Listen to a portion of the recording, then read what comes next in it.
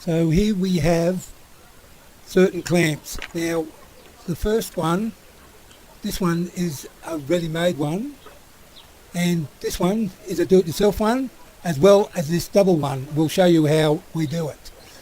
So first of all, we'll try the smaller do-it-yourself one, and we get a drill with a socket.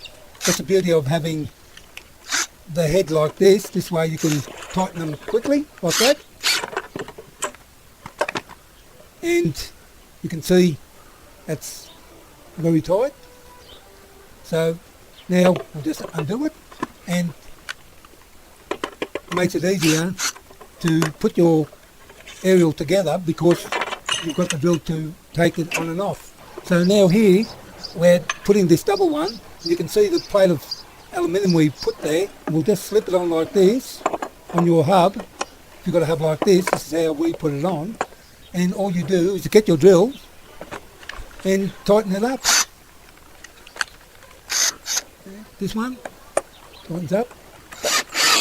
This one tightens up. No mucking around with little spanners or anything like that, especially if you're going to do so many. And this is the end result. You can put all your spread arms on your hubs like this, if you've got a hub like this. And well, I suppose that's about it.